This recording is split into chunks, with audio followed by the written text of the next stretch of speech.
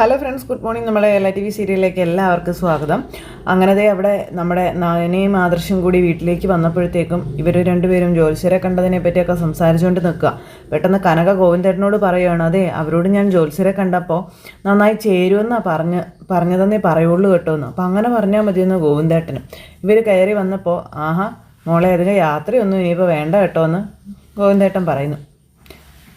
ഇനിയിപ്പോൾ അത്യാവശ്യം ജോലിയൊക്കെ ചെയ്തോളാനും യാത്രയൊക്കെ ചെയ്തോളാനുമായിട്ടാണ് ഡോക്ടർ പറഞ്ഞു തന്ന നേരം ഈ ആദർശം അവിടെ ഇരുന്ന് ഇങ്ങനെ പറയാപ്പോൾ ആണോ എന്ന് ചോദിച്ചിങ്ങനെ അവരങ്ങനെ നിൽക്കുകയാണ്. അത് കഴിഞ്ഞപ്പം പിന്നെ ഞാനിപ്പോൾ അമ്പലത്തിൽ പോയായിരുന്നു. പോയിരുന്ന വഴിക്ക് ജ്യോത്സ്യരെ കണ്ട് നന്ദോട്ടൻ്റെയും നവീൻ്റെയും ജാതകങ്ങൾ തമ്മിൽ ചേർച്ചയുണ്ടോയെന്ന് നോക്കി. ആദ്യം അത് നോക്കണ്ടെന്ന് കരുതി ഇരുന്നതാ. എന്ന് വെച്ചാൽ നവീനെ പോലൊരു നല്ല പയ്യനെ ഇനിയിപ്പോൾ നന്ദോട്ടന് കിട്ടുകയല്ലോ, അതുകൊണ്ടാണ് നോക്കാമെന്ന് വിചാരിച്ചതെന്ന് കനക. പിന്നെ ഗോവിന്ദേട്ടൻ എന്നോട് പറഞ്ഞത് നവീൻ്റെ അമ്മ അറിഞ്ഞു കഴിയുമ്പോഴേ ചിലപ്പോൾ അവരും ജാതകമൊക്കെ അങ്ങ് ഒത്തു നോക്കുമെന്ന്. എന്നാൽ പിന്നെ നേരത്തെ അത് അറിഞ്ഞു വെക്കാമെന്ന് ഞാൻ വിചാരിച്ചു. എന്നിട്ട് ജാതകങ്ങൾ തമ്മിൽ ചേർച്ചയുണ്ടോ അമ്മയെന്ന് അതിന് ചോദിക്കുമ്പോൾ അയ്യോ പിന്നെ ഉണ്ടോന്നോ, ഭയങ്കര ചേർച്ചയല്ലേ. അപ്പോൾ ഇവർ രണ്ടുപേരും ഇങ്ങനെ അങ്ങോട്ടും ഇങ്ങോട്ടും നോക്കും കേട്ടോ. അതിനുശേഷമേ പ്രശ്നം വെച്ചിട്ട് ജ്യോത്സ്യർ പറയുകയും ചെയ്തു ഈ കല്യാണം നടക്കുമെന്ന്. അയ്യോ, അന്നേരം ഇവർക്ക് വലിയ സന്തോഷമൊന്നുമില്ല. അപ്പം നവീൻ്റെ അമ്മ സമ്മതിക്കുകയാണെങ്കിൽ പിന്നെ ഇത് വെച്ച് താമസിപ്പിക്കേണ്ട മോനെ, എത്രയും പെട്ടെന്ന് നിശ്ചയം നടത്തണമെന്ന കാര്യമൊക്കെ ഇങ്ങനെ ഗോവിന്ദേട്ടനും ആദർശനോട് പറയുക. അപ്പോൾ നിശ്ചയം കല്യാണമൊക്കെ അടുത്തടുത്ത് തന്നെ നടക്കും ഗോവിന്ദേട്ടാ. നവീൻ മോൻ്റെ അച്ഛൻ വന്നിട്ട് തിരിച്ചു പോകുന്നതിന് മുൻപ് കല്യാണം നടത്തണമെന്നാണല്ലോ നവീൻ മോൻ പറഞ്ഞത്. അല്ല, നന്ദുവിൻ്റെ അഭിപ്രായം നിങ്ങൾ ചോദിച്ചായിരുന്നോ എന്ന് ചോദിച്ചപ്പം അതിനി ചോദിക്കേണ്ട കാര്യമുണ്ടോ മോനെ? നവീൻ ഇവിടെ വന്ന് പെണ്ണ് ആലോചിച്ചതിന് ശേഷമല്ലേ അനീനെയും നന്ദുവിനെയും ആ രാകേഷിനെയും വിഘ്നേഷിനെയൊക്കെ കൂട്ടി അവർ പൊന്മുടിയിലേക്ക് ടൂറ് പോയത്. അപ്പം പിന്നെ വേറെ ചോദിക്കേണ്ട കാര്യമുണ്ടോ? നന്ദുവിനും അഭിപ്രായ വ്യത്യാസമൊന്നും ഇല്ല എന്ന് ഗോവിന്ദേട്ടൻ പറയാം. അല്ലെങ്കിൽ തന്നെ അവളറിയാത്ത പയ്യനൊന്നും അല്ലല്ലോ നവീൻ, വേറെ ടെൻഷൻ്റെ ആവശ്യമില്ലല്ലോ. അതെ മോളെ, ഞങ്ങൾ വേറെ ഒരുപാട് ബന്ധങ്ങൾ ആലോചിച്ചുകൊണ്ടിരിക്കുകയായിരുന്നു. പക്ഷെ പെണ്ണ് കാണാൻ ആരും വരണ്ടെന്ന് നന്ദോട്ടം പറഞ്ഞതുകൊണ്ടാണ് ഞങ്ങൾ ആരെയും ഇങ്ങോട്ട് വരുത്താതിരുന്നതെന്ന് കനക. പിന്നെ അതിനിടയ്ക്കാണ് അവളുടെ ഭാഗ്യം കൊണ്ട് നവീൻ മോൻ ഇടയ്ക്ക് കയറി വന്നത്. അതെന്തായാലും നന്നായി. ഇനി എങ്ങനെയെങ്കിലും അവരുടെ കല്യാണം ഒന്ന് നടത്തണം. വലിയ വീട്ടിലോട്ട് എൻ്റെ മോളെ പറഞ്ഞു വിടുന്നതിൻ്റെ സന്തോഷമൊന്നും അല്ല എനിക്ക്. അതിലുപരി നന്ദുവിനെ അറിയാവുന്ന പയ്യനാണല്ലോ നവീൻ. നമുക്കെല്ലാവർക്കും ആ കൊച്ചിനെ ശരിക്കും അറിയാം. പിന്നെ കോടതിയിൽ നവീനാണല്ലോ നിങ്ങളെ എല്ലാവരെയും രക്ഷിച്ചെടുത്തത്. അതൊക്കെ നമുക്ക് മറക്കാൻ പറ്റുന്ന കാര്യങ്ങളാണോ മോളെ എന്ന് ചോദിക്കുമ്പോൾ എന്തായാലും നന്ദുവിൻ്റെ അഭിപ്രായം കൂടി ചോദിച്ചിട്ട് പോരെ എന്ന് ചോദിച്ചു ആദർശ്. മോനെ, ഇനി ഇപ്പോഴേ ഇതിനകത്തൊരു തടസ്സമൊന്നും വേണ്ട. അത് ശരിയാവില്ല. നന്ദുവിനോട് ചോദിച്ചാൽ അവൾക്ക് വിവാഹമൊന്നും വേണ്ടെന്നേ പറയുള്ളൂ. എന്തായാലും ഇനി നവീനെ പോലൊരു പയ്യൻ അവളെ ആലോചിച്ച് വരത്തില്ല എന്നും അത് വേണ്ടാന്നും പറയുന്നു. അപ്പോൾ ഇതിപ്പോൾ നവീൻ്റെ അമ്മ സമ്മതിക്കാതെ നടക്കുമെന്ന് നയനെ ചോദിക്കുമ്പോൾ അതൊക്കെ നവീൻ തന്നെ സമ്മതിപ്പിച്ചോളൂ എന്നേ അങ്ങനെയാ ആ പയ്യൻ പറഞ്ഞത്. എല്ലാം ഒത്തു വരുമ്പോൾ നിങ്ങൾ രണ്ടുപേരും കൂടി മുന്നിൽ നിന്ന് ഈ കല്യാണം അങ്ങ് നടത്തി തന്നേക്കണമെന്ന് അച്ഛൻ മോളോട് പറയാം. നവീൻ്റെ അമ്മയും മുത്തശ്ശനും ഒക്കെ കൂടി ഇതൊന്ന് സമ്മതിച്ചോട്ടെ. അതിനുശേഷം ഞാൻ വിളിക്കുന്നുണ്ട് മൂർത്തി സാറിനെയും വസുന്ധരാമയും ഒക്കെ. നമുക്ക് നോക്കാം. എന്നാൽ പിന്നെ നിങ്ങൾ അകത്തേക്കോ, ഞാൻ കുടിക്കാൻ എന്തെങ്കിലും എടുക്കാം. വേണ്ടമ്മേ, ഇനി ഈ സമയത്ത് ഇപ്പോൾ ചായയും ജ്യൂസൊന്നും വേണ്ടാന്ന് ആദർശം. അപ്പോൾ പിന്നെ വെറുതെ ഇങ്ങോട്ട് വന്നാണോ? ഈ വഴി പോകേണ്ട ഒരു കാര്യം ഉണ്ടായിരുന്നേ, അപ്പോൾ ഇങ്ങോട്ടൊന്ന് കയറിയെന്നേ ഉള്ളെന്ന് പറഞ്ഞു. അങ്ങനെ ഇവർ ഇറങ്ങുവാന്ന് പറഞ്ഞു കേട്ടോ. അയ്യോ മോളെ, വന്നിട്ട് ഒന്ന് അകത്തേക്ക് കയറി പോലും ചെയ്യാതെ. സാരമില്ലമ്മേ, ഞങ്ങൾ ഇറങ്ങട്ടെ എന്നും പറഞ്ഞ് അങ്ങനെ അവരവിടെ നിന്ന് പോവുക. അങ്ങനെ രണ്ടുപേരും പോയി കഴിഞ്ഞപ്പോൾ അനി എല്ലാവരുടെയും മുന്നിൽ വെച്ച് തറപ്പിച്ചാണ് പറഞ്ഞത് അവന് നന്ദുവിനെയും മതിയെന്ന്. അതുകൊണ്ടിപ്പോൾ നവീൻ്റെ ആലോചന വന്നിട്ടും ആദർശനും നയനയ്ക്കും വലിയ സന്തോഷമൊന്നുമില്ല എന്ന് പറഞ്ഞു. പക്ഷേ നമ്മൾ നമ്മുടെ അഭിപ്രായത്തിൽ തന്നെ ഉറച്ചു നിൽക്കണം ഗോവിന്ദേട്ടാ. അപ്പോൾ ഈ കാര്യത്തിൽ അത് അത്രയേ ഉള്ളൂ. ഇനി എനിക്ക് നന്ദുവിനെ കൊടുത്തിട്ട് ഒരു കുടുംബ കലഹത്തിന് ഞാനില്ല എന്ന് ഗോവിന്ദേട്ടൻ പറയാം. അങ്ങനെ അത് കഴിഞ്ഞ് പിന്നെ കാണിക്കുന്നത് നവീനെ ആട്ടോ. നവീൻ ഇങ്ങനെ അവിടെ വെയിറ്റ് ചെയ്ത് നിൽക്കുന്നു. അപ്പോഴത്തേക്ക് നമ്മുടെ നന്ദു അങ്ങോട്ടേക്ക് വന്നു നവീനെ കാണാനായിട്ട്.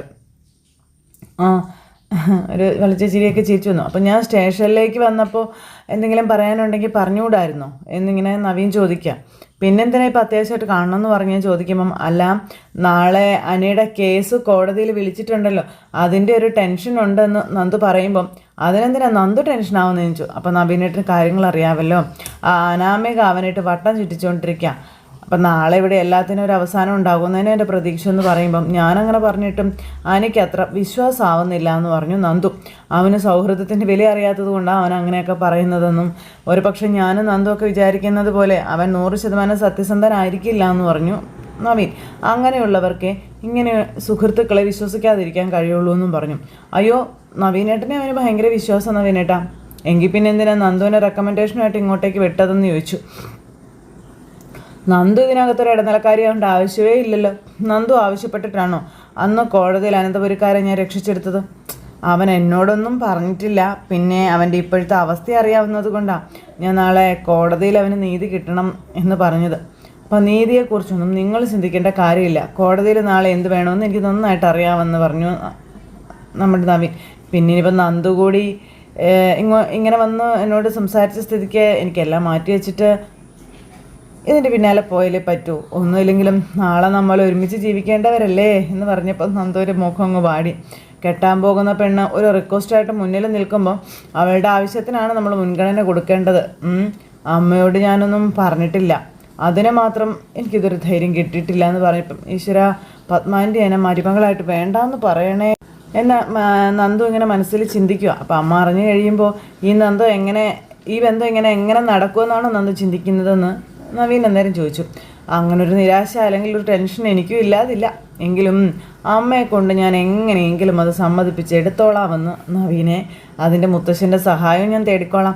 അയ്യോ അല്ല, നവീനേട്ടനെ അമ്മയ്ക്ക് ഇഷ്ടമില്ലാത്ത കല്യാണം നടത്തുന്നത് ഭാവിയിൽ ഒരുപാട് ദോഷം ചെയ്യില്ലേ നവീനേട്ടാന്ന് നന്ദു അന്നേരം ചോദിച്ചു. എൻ്റെ 2 ചേച്ചിമാരുടെ കാര്യം അറിയാമല്ലോ. ആദ്യം അവരുടെ കല്യാണം കഴിഞ്ഞ് അനന്തപുരിയിലോട്ട് ചെല്ലുമ്പോൾ അവിടെയുള്ളവർക്കൊന്നും അവർ തീരെ ഇഷ്ടമുണ്ടായിരുന്നില്ല എന്നും അതിൻ്റെ ഒരുപാട് ബുദ്ധിമുട്ടുകൾ 2 ആളും അനുഭവിച്ചതാണെന്ന കാര്യവും പറയുക നമ്മുടെ നന്ദു. ഇന്നും നവ്യേച്ചി അതിൽ നിന്ന് മോചനം നേടിയിട്ടില്ല എന്നും പറയുന്നു. അപ്പോൾ അതൊക്കെ അവരുടെ കാര്യം. പക്ഷേ എൻ്റെ അമ്മ മരുമകളായിട്ട് ഒരാളെ കൈ പിടിച്ച് കയറ്റി കഴിഞ്ഞാൽ പിന്നെ അവളെ വിഷമിപ്പിക്കുമെന്ന് തോന്നുന്നില്ല നന്ദു. അതോർത്ത് പേടിക്കണ്ട. പിന്നെ അച്ഛനോടനെ വരുന്നുണ്ട്. അച്ഛൻ്റെ ഉപദേശം കൂടി ആകുമ്പം അമ്മ ഓക്കെ ആയിക്കോളും. പിന്നെ ഒന്നും പേടിക്കാനില്ല. അല്ല, നവീനേട്ടൻ അച്ഛനോട് ഈ കാര്യം പറഞ്ഞായിരുന്നോ എന്ന് ചോദിച്ചപ്പം അത് ഞാൻ പറഞ്ഞു. അപ്പം നന്ദു ഞെട്ടി. അപ്പം അച്ഛൻ എന്താ പറഞ്ഞതെന്നറിയാനുള്ളൊരു ആകാംക്ഷ നമ്മുടെ നന്ദുവിന്. എന്നിട്ട് ഈ ബന്ധം മതിയെന്ന് അദ്ദേഹം പറഞ്ഞോ എന്ന് ചോദിച്ചു. അപ്പം ഞാനൊരു പെണ്ണിനെ കണ്ടുവച്ചിട്ടുണ്ടെന്നേ പറഞ്ഞുള്ളൂ. നന്ദു ആണതെന്ന് പറഞ്ഞിട്ടില്ല എന്ന് ആ സമയത്ത് പറയാം. അമ്മയെപ്പോലെ എന്തായാലും അച്ഛൻ പിടിവാശിയൊന്നും കാണിക്കുമെന്ന് എനിക്ക് തോന്നുന്നില്ല. അതുമാത്രമല്ല, അച്ഛൻ വന്നു കഴിഞ്ഞാൽ അച്ഛൻ അമ്മയെ പറഞ്ഞ് തിരുത്താനുള്ള എല്ലാ സാധ്യതകളും ഉണ്ട്. അതുകൊണ്ട് ആ ഭാഗത്തെപ്പറ്റി നന്ദു ചിന്തിക്കേ വേണ്ട, വിഷമിക്കേ വേണ്ട എന്നും പറഞ്ഞു. നമ്മുടെ വിഷയം ഇപ്പം അനാമികയും അനിയാണെന്നുള്ള കാര്യം പറയാം. അവരുടെ കാര്യത്തിൽ വേണ്ട വിധങ്ങളിൽ ഞാൻ കാര്യങ്ങളൊക്കെ ചെയ്തോളാം. അതിൻ്റെ പേരിൽ ഇനി നന്ദു എന്നെ വിളിക്കുകയോ കാണാൻ ശ്രമിക്കുകയോ ഒന്നും വേണ്ട കേട്ടോ എന്ന് നവീൻ പറഞ്ഞു. നമ്മളൊക്കെ സുഹൃത്തുക്കളല്ലേ നന്ദു, സൗഹൃദത്തിന് ഒരുപാട് പ്രാധാന്യം കൊടുക്കുന്ന ഒരാളാണ് ഞാനെന്നും ഒരിക്കലും എന്നെ വിശ്വസിച്ചൊരു ഫ്രണ്ടിനെ ഞാൻ ചതിക്കില്ല എന്നും നമ്മുടെ നവീൻ പറയാം. അപ്പം ശരി, തിരിച്ചും അങ്ങനെ തന്നെ വേണമെന്നുള്ളൊരാഗ്രഹം എനിക്കുണ്ട് കേട്ടോ എന്നും പറഞ്ഞു. അങ്ങനെ അതും പറഞ്ഞു നമ്മുടെ നവീൻ അവിടെ നിന്ന് ഇങ്ങോട്ട് പോയിരുന്നു. നന്ദു ഭയങ്കരമായിട്ട് ടെൻഷൻ അടിച്ചിരിക്കുക. ഇത് കഴിഞ്ഞതിന് ശേഷം പിന്നെ കാണിക്കുന്നത് നാളുകൾക്ക് ശേഷം നമ്മുടെ നവ്യ കേട്ടോ. നവ്യ ഇങ്ങനെ ഫോണിൽ സംസാരിക്കുക. ഉറപ്പായിട്ടും ഇന്ന് ഹോസ്പിറ്റലിലേക്ക് പോകണം, എന്നിട്ട് അവൾക്ക് എന്തുമാത്രം ഇമ്പ്രൂവ്മെൻ്റ് ഉണ്ടെന്ന് നോക്കണമെന്നൊക്കെ പറഞ്ഞ് സംസാരിക്കുക. നേരത്തെ പോയപ്പോൾ പഴയതിനേക്കാളും മെച്ചപ്പെട്ടു എന്നല്ലേ പറഞ്ഞതെന്ന്, ഇപ്പോഴും ഹോസ്പിറ്റൽ സരോവരത്തിൽ തന്നെയല്ലേ എന്നൊക്കെ ചോദിക്കുക. അപ്പോൾ നമ്മുടെ ദേവയാനി ഈ ഫോൺ വിളി കേൾക്കുവാണ് അവിടെ നിന്ന്. ശരി, എന്തായാലും എന്നെ എല്ലാം അറിഞ്ഞിട്ട് എന്നെ ഒന്ന് വിളിക്കണം. അതുപോലെ തന്നെ ഇടയ്ക്കിടയ്ക്ക് അവിടെ പോയി അവളുടെ കണ്ടീഷൻ അറിയണമെന്നൊക്കെ പറഞ്ഞു. അപ്പോൾ ശരിയെന്ന് പറഞ്ഞുകൊണ്ട് നവ്യ ഫോൺ അങ്ങ് കട്ട് ചെയ്തു. ഈ സമയത്ത് നമ്മുടെ ദേവയാനി ഇവളിത് ആരെപ്പറ്റി പറയുന്നതെന്ന് ചിന്തിച്ച് ഇങ്ങനെ നിൽക്കുക. അപ്പോൾ ഹോസ്പിറ്റൽ സരോവരം, അവിടെ ആരാ ഉള്ളേ? ഇങ്ങനെ ദേവയാനി ചിന്തിക്കുക കേട്ടോ. ഇങ്ങനെ ആലോചിച്ച് ദേവയാനി ഇങ്ങനെ വരുന്നു. അപ്പോൾ ദേവയാനി ഇത് കേട്ടത് നവ്യ അറിഞ്ഞതുമില്ല. ഇങ്ങനെ ആലോചിച്ച് നമ്മുടെ ദേവയാനി അവിടെ വന്ന് അങ്ങനെ ഇരിക്കുന്നു. ഈ സമയത്താണ് നയനയും ആദർശവും കൂടെ അങ്ങോട്ടേക്ക് വരുന്നത്. അവർ രണ്ടുപേരും കൂടെ വന്നപ്പോഴും ദേവയാനി അവിടെ ഇരുന്ന് ആലോചനയായിട്ടിരിക്കുക. കാരണം നവ്യയുടെ ഫോൺ വിളി കേട്ടിട്ടേ. അപ്പോൾ ആ ഒരു സമയത്ത് വീട്ടിൽ പോയിട്ട് എന്തുണ്ട് മോളെ വിശേഷമെന്ന് ചോദിച്ചു ഇവരെ കണ്ടപ്പം. ഞങ്ങൾ എനിക്ക് വേണ്ടി സംസാരിക്കാനാണ് പോയത്, പക്ഷെ ഒന്നും പറയാൻ പറ്റിയില്ല എന്നും നടന്നില്ലെന്നും പറഞ്ഞു. അമ്മ ജോൽസിൻ്റെ അടുത്തേക്കൊക്കെ പോയി വന്ന സമയത്താണ് ഞങ്ങൾ അങ്ങോട്ടേക്ക് ചെന്നതെന്ന് നവ്യ ദേവയാനിയോട് പറഞ്ഞു. നയന ദേവയാനിയോട് പറഞ്ഞു. അപ്പോൾ നാളുകളൊക്കെ തമ്മിൽ നല്ല പൊരുത്തമുണ്ടെന്നാണ് പറഞ്ഞതെന്ന് പറഞ്ഞപ്പോൾ അതുകൊണ്ട് ഞങ്ങളൊന്നും പറഞ്ഞില്ല എന്ന് ഒരു പറയാം. അനിയാണെങ്കിലോ ആകെ വിഷമത്തിലുമാണ്. ഇവിടെ പയ്യൻ നവീനായി പോയില്ലേ, അല്ലെങ്കിൽ നമുക്ക് എന്തെങ്കിലുമൊക്കെ ചെയ്യായിരുന്നു എന്ന് ദേവയാനി പറഞ്ഞപ്പോൾ അത് തന്നെ ഞങ്ങളും പറയുന്നത്. നവീനോട് എന്തായാലും നമുക്ക് നന്ദികേടൊന്നും കാണിക്കാൻ പറ്റില്ലല്ലോ എന്നും പറഞ്ഞിരിക്കുക കേട്ടോ. ആ സമയത്ത് ഞാൻ നിങ്ങളെ കാത്തിരുന്നത് അതേപ്പറ്റി സംസാരിക്കാനായിട്ടല്ല എന്ന് പറഞ്ഞു. എന്താ അമ്മ കാര്യം? ഞാൻ നേരത്തെ താഴെ പോയ സമയത്ത് നവ്യയുടെ സംസാരം കേട്ടിരുന്നു എന്ന് ദേവയാനി പറയാം. സരോവരം ഹോസ്പിറ്റലല്ലേ അനഘയെ അഡ്മിറ്റ് ചെയ്തിരിക്കുന്നത് ചോദിച്ചപ്പോൾ ആ അതേലോ. എന്താ അമ്മേ കാര്യം? അനഘയുടെ കാര്യമാണോന്നറിയില്ല, ഏതോ ഒരു പേഷ്യൻ്റ് ആ ഹോസ്പിറ്റലിലുണ്ടെന്നും അവളുടെ കാര്യങ്ങൾ അന്വേഷിച്ചിട്ട് അറിയിക്കണമെന്നൊക്കെ ഫോണിൽ പറയുന്നത് കേട്ടു എന്ന് പറഞ്ഞു. മറുവശത്ത് ആരാണെന്ന് എനിക്ക് മനസ്സിലായില്ല എന്നും പറയാം. അപ്പോൾ ആദർശേട്ടാ ഇത് വല്ലാത്തൊരു നിമിത്തമാണല്ലോ എന്ന് നയന. അമ്മേ, ഞങ്ങൾ ഇങ്ങോട്ട് വരുന്ന സമയത്തെ ഞാൻ ആദർശേട്ടനോട് ചോദിച്ചിരുന്നു അനഘയൊന്ന് കണ്ടിട്ട് വന്നാലോ എന്ന്. ആദർശേട്ടന് തിരക്കായതുകൊണ്ടേ വൈകുന്നേരം പോകാമെന്നാണ് പറഞ്ഞതെന്ന് പറഞ്ഞു. ആ ഹോസ്പിറ്റലിൽ കിടക്കുന്ന പേഷ്യൻറ്റിനെ പറ്റിയാണ് നവ്യ സംസാരിച്ചതെങ്കിൽ അത് അനഘയെ പറ്റി തന്നെയായിരിക്കും. അനഘ റിക്കവറായി വരുന്നതുകൊണ്ട് ചന്തമോൾ ഇപ്പോൾ അവിടെയാണ് നിൽക്കണേ. മോളിങ്ങോട്ട് വരുന്നതേ അവൾക്ക് ഇഷ്ടമല്ലല്ലോ. അനഘ എപ്പോൾ ഡിസ്ചാർജ് ആകുമെന്നറിയാൻ വേണ്ടിയിട്ടായിരിക്കും ഒരു പക്ഷേ അവൾ അന്വേഷണമൊക്കെ നടത്തിയത്. എന്നാലും ചേച്ചി ആരെയായിരിക്കും വിളിച്ചത്? അപ്പോൾ ഇന്നത്തെ തിരക്ക് ഞാൻ മാറ്റി വയ്ക്കാം, എന്നിട്ട് നമുക്കൊന്ന് ഹോസ്പിറ്റൽ വരെ പോയിട്ട് വരാമെന്ന് പറഞ്ഞു ആദർശം. അപ്പോൾ അതേതായാലും നല്ല കാര്യമാണ്, നമുക്ക് അടുപ്പമുള്ള ഹോസ്പിറ്റലല്ലേ. ഇനിയിപ്പോൾ നവ്യ അവിടെ വന്നിട്ടുണ്ടെങ്കിൽ അത് ആരെങ്കിലും പറയാതിരിക്കത്തില്ലല്ലോ. അഭിക്ക് വേണ്ടി നവ്യ അവളുടെ സമയം ചുമ കളഞ്ഞുകൊണ്ടിരിക്കാം. ഇപ്പോഴും അവൾ സത്യങ്ങളൊന്നും തിരിച്ചറിഞ്ഞിട്ടില്ല എന്ന് ആദർശം അന്നേരം അവിടെ നിന്ന് പറഞ്ഞു. അപ്പോൾ ആദർശേട്ടാ നമുക്ക് പെട്ടെന്ന് പോയിട്ട് വരാമെന്നും പറഞ്ഞ് ഇവർ രണ്ടുപേരും കൂടെ അനഘയെ കാണാൻ പോകാൻ തുടങ്ങുന്നു. അമ്മ ഞങ്ങൾ അവിടെ വരെ പോയിട്ട് വരാമെന്നും പറഞ്ഞ് അവർ രണ്ടുപേരും കൂടെ പോണു. ഇതേ എന്തായാലും എന്താണ് ചേച്ചിയുടെ പ്ലാനെന്ന് നമുക്ക് അറിയാമല്ലോ എന്നും പറഞ്ഞാണ് ഇവർ പോണത്. അപ്പോൾ ദേവയാനി ശരിയാ മോളെ പോയിട്ട് വരാൻ പറഞ്ഞ് അവരെ പറഞ്ഞു വെച്ചിട്ട് അവിടെ അങ്ങനെ നിൽക്കുന്നു. അപ്പോൾ ഇവർ രണ്ടുപേരും കൂടെ ഹോസ്പിറ്റലിൽ ചെന്ന് ഡോക്ടറെ കാണുന്നു. അപ്പോൾ ഞാൻ അങ്ങോട്ട് വിളിക്കണം എന്ന് പറഞ്ഞിരുന്ന സമയത്താണെന്നെങ്കിൽ ഇങ്ങോട്ട് വന്നതെന്നാണ് ഡോക്ടർ പറയാം. അപ്പോൾ എന്താ ഡോക്ടർ, അനഘയ്ക്ക് എന്തെങ്കിലും അനഘയെക്കുറിച്ച് ഞാൻ എന്തെങ്കിലും പറയുന്നതിനേക്കാളും നല്ലത് നിങ്ങൾ നേരിട്ട് കാണുന്നതല്ലേ എന്ന് ചോദിച്ചു. അപ്പോൾ ഇവർക്ക് വല്ലാത്തൊരു ടെൻഷൻ. കുഴപ്പമൊന്നുമില്ലല്ലോ ഡോക്ടർ? അപ്പോൾ ഞങ്ങൾ ഡോക്ടേഴ്സ് കുഴപ്പമുണ്ടാക്കാനായിട്ട് ഇരിക്കുകയാണോ? അല്ലല്ലോ. അല്ല, ഡോക്ടറുടെ മുഖം കണ്ടിട്ട് പ്രത്യേകിച്ച് പ്രശ്നമൊന്നുമില്ലെന്ന് തോന്നുന്നു എന്ന് പറഞ്ഞ് ആദർശ് പറഞ്ഞപ്പം അപ്പം നിങ്ങൾ എൻ്റെ കൂടെ പോര്, നിങ്ങൾക്ക് ഞാനൊരു അത്ഭുതം കാണിച്ചു തരാമെന്ന് പറഞ്ഞു കേട്ടോ. അപ്പോൾ ഇവർക്കൊന്നും മനസ്സിലാകുന്നില്ല. അപ്പോൾ കൂടുതൽ പറയുന്നതിനേക്കാളും നല്ലത് അത് കാണുന്നതല്ലേ എന്ന് ചോദിച്ച് ഇവർ കൂട്ടിക്കൊണ്ട് പോവുകയാണ്. ആ സമയത്ത് നമ്മുടെ അനഘയെ പതുക്കെ കൈ പിടിച്ച് നടത്തിക്കും അവർ. അപ്പോൾ അനഘ ഇങ്ങനെ നടക്കുന്നത് കണ്ടുകൊണ്ടാണ് ഇവർ കയറി ചെല്ലുന്നത്. അപ്പോൾ ഇത് കണ്ടപ്പോൾ അവർക്ക് ഭയങ്കര സന്തോഷം. അതുപോലെ തന്നെ അനഘയ്ക്കും ഇവരെ കാണുമ്പോൾ ഭയങ്കര സന്തോഷമാകുമല്ലോ. അപ്പോൾ അനഘ നോക്കുമ്പോൾ ഇവർ രണ്ടുപേരും വന്ന് നിൽക്കുന്നു. അപ്പോൾ ഇവരെ കണ്ടപ്പോൾ ഭയങ്കര സന്തോഷത്തോടു കൂടി ഇങ്ങനെ നോക്കും അനഘ. അപ്പോൾ നയനാമേ എന്ന് വിളിച്ച് നമ്മുടെ ചന്തമോൾ അമ്മ ഇപ്പം നടക്കും എന്നും പറഞ്ഞു. അത് ഞങ്ങൾ കണ്ടല്ലോ മോളെ എന്ന് നയന. അങ്ങനെ ഇരിക്കുമ്പം കഴിഞ്ഞ കുറേ ദിവസങ്ങളായിട്ട് ആദർശവും നയനയും എന്നെ വിളിച്ച് അനഘയ്ക്ക് എന്തെങ്കിലും ഇമ്പ്രൂവ്മെൻ്റ് ഉണ്ടോ എന്ന് ചോദിക്കുമായിരുന്നല്ലോ. അപ്പോൾ ഇവർക്ക് ഭയങ്കര സന്തോഷം കേട്ടോ. ഇയാളുടെ ബോഡിയിൽ ഞങ്ങൾ ഡോക്ടേഴ്സ് എല്ലാവരും കൂടെ ചില പരീക്ഷണങ്ങളൊക്കെ നടത്തിക്കൊണ്ടിരിക്കുകയായിരുന്നു എന്നും അത് സക്സസ് ആയാൽ അനഘ രക്ഷപ്പെടുമെന്ന് ഉറപ്പാണ്. കോമ സ്റ്റേജിൽ തുടരാൻ തുടങ്ങിയിട്ട് ഇപ്പം എന്തായാലും കുറച്ച് നാളായില്ലേ എന്ന് ഡോക്ടർ ചോദിക്കാം. അതുകൊണ്ട് റിസ്ക് എടുത്താണ് ചില ട്രീറ്റ്മെൻറ്റുകളും കാര്യങ്ങളൊക്കെ നടത്തിയത്. അത് പക്ഷേ ഫലം കണ്ടു കേട്ടോ എന്നും ആ ഡോക്ടർ പറയണം. അനഘയാണ് ഭയങ്കര ഹാപ്പിയായി ഇങ്ങനെ നോക്കുക. ഇത് അറിയിക്കാൻ വേണ്ടി ഞാൻ നിങ്ങളെ അങ്ങോട്ട് വിളിക്കാൻ ഇരുന്ന സമയത്താണ് നിങ്ങൾ ഇവിടേക്ക് കൃത്യമായിട്ട് എത്തിയതെന്നും ആ ഡോക്ടർ പറയാം. അപ്പോൾ അത് കേട്ടപ്പോൾ അനഘയ്ക്ക് സംസാരിക്കാൻ കഴിയും ഡോക്ടർ എന്ന് ചോദിച്ചു. എല്ലാ ഭാഗ്യം കൂടെ ഒരുമിച്ച് വരില്ലല്ലോ.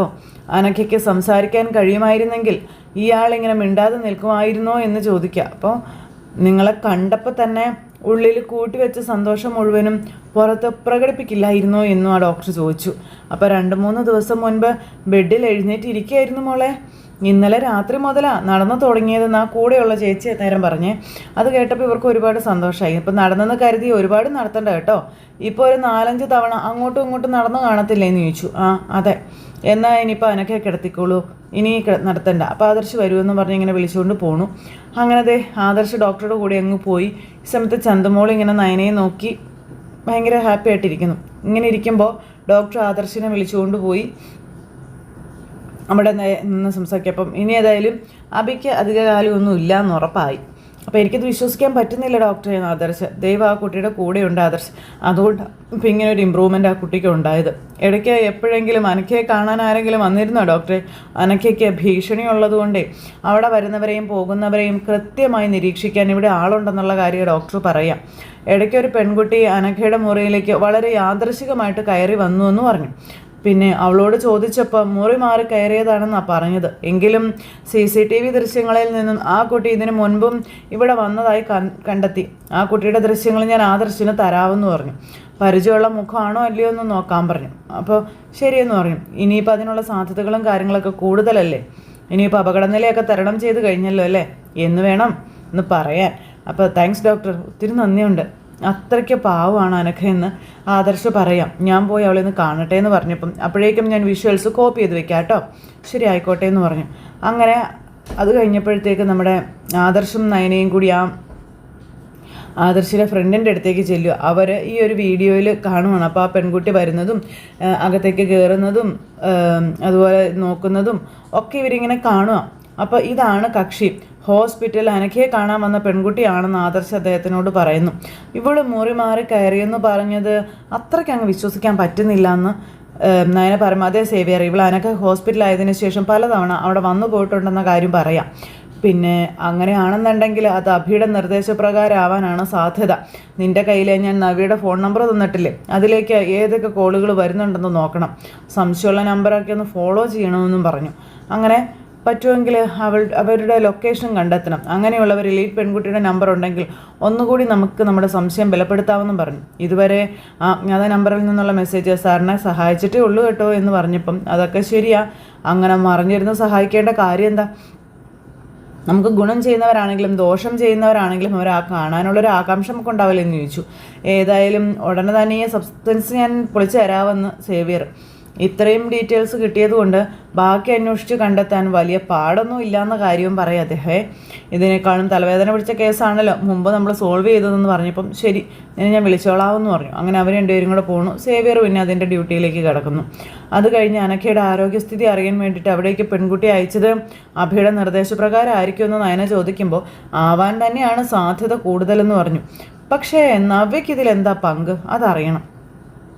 അത് തന്നെയാണ് ഞാനും ആലോചിക്കുന്നത്. അങ്ങനെ വരാൻ വഴിയില്ലല്ലോ എന്ന് നയന. അനഘ റിക്കവറായിട്ട് വന്നാൽ അതിൻ്റെ ഗുണം ഏറ്റവും കൂടുതൽ കിട്ടുന്നത് നവ്യേച്ചിക്ക് തന്നെയാണെന്നും അതുകൊണ്ട് ഈ പെൺകുട്ടിയെ നവ്യേച്ചി പറഞ്ഞു വിട്ടതാണെങ്കിലോ എന്ന് നയന ചോദിച്ചപ്പോൾ, അങ്ങനെയാണെന്നുണ്ടെങ്കിൽ നവ്യ എന്തിനാ ഈ നാടകമൊക്കെ കളിക്കുന്നേ, അതിൻ്റെ ആവശ്യം എന്താണെന്ന് ചോദിച്ചു.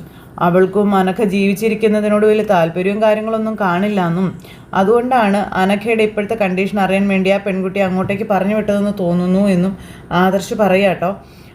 അപ്പോൾ അതേ മൊത്തത്തിൽ കാര്യം ഇതായി. അപ്പോൾ നവ്യേച്ചിയുടെ ഇപ്പോഴത്തെ പോക്കിൽ എനിക്ക് നല്ല സംശയമുണ്ട് ആദർശേട്ടാ. അഭിയെപ്പറ്റി ഇത്രയൊക്കെ അറിഞ്ഞിട്ടും അതിനെപ്പറ്റി അന്വേഷിക്കാതെ അവനെ സപ്പോർട്ട് ചെയ്യാൻ വേണ്ടി ചേച്ചി അത്രയ്ക്ക് മണ്ടിയാണോ എന്ന് ചോദിച്ചു. അപ്പോൾ അതിനിടയ്ക്കാണല്ലോ അവൾ AN ജ്വല്ലറിയുടെ മോഡലായിട്ടും കൂടെ പോയത്. അപ്പോൾ അവൾക്ക് അവിടെ നിന്ന് നല്ല സാലറിയും കാര്യങ്ങളൊക്കെ കിട്ടുന്നുണ്ട്. അഭിക്കും അത് അങ്ങനെ തന്നെയാണല്ലോ. അതുകൊണ്ട് ഇനി അതേപ്പറ്റിയൊന്നും അറിയണ്ടെന്നൊരു പക്ഷെ അവൾ കരുതിയിട്ടുണ്ടെങ്കിലോ. എന്താ ആദർശേട്ടാ ഇങ്ങനെയൊക്കെ പറയുന്നത്? ഏതെങ്കിലും ഒരു ഭാര്യയ്ക്ക് സഹിക്കാൻ കഴിയുന്ന കാര്യമാണോ അഭി ചെയ്തത്? അപ്പോൾ അതൊന്നും നവ്യ വിശ്വസിച്ചില്ലല്ലോ. എന്തായാലും സേവയുടെ ഡീറ്റെയിൽസ് തരട്ടെ, നമുക്ക് നോക്കാമെന്ന് പറഞ്ഞു. അങ്ങനെ അതിനെപ്പറ്റി ഇവർ സംസാരിച്ചുകൊണ്ടിങ്ങനെ പോരുക. അതുപോലെ തന്നെ നവ്യയുടെ നമ്പർ നമ്മൾ കൊടുത്തിട്ടുണ്ടല്ലോ, അവൾ ആരെയൊക്കെ വിളിക്കുന്നു മറ്റു കാര്യങ്ങളൊക്കെ നമുക്ക് അറിയാനും പറ്റുമെന്നും പറഞ്ഞ് പിന്നെ അതിൽ നിന്ന് കാര്യങ്ങൾ മനസ്സിലാക്കിയിട്ട് നമുക്ക് അടുത്ത വഴി നോക്കാമെന്നും പറഞ്ഞ് ആദർശ് ഇങ്ങനെ പറയുന്നു. ഈ സമയത്ത് നമ്മുടെ നവ്യ ഇങ്ങനെ അവിടെ ആലോചനയായിട്ട് നിൽക്കുന്ന ഒരു സിറ്റുവേഷൻ കാണിച്ച് ഇന്നത്തെ കഥ അവസാനിച്ചിട്ടുണ്ട്. അപ്പോൾ എല്ലാവരും കാത്തിരുന്ന് കാണണേ. എല്ലാവർക്കും നല്ലൊരു ദിവസം ആശംസിക്കാട്ടോ. ടാറ്റാ.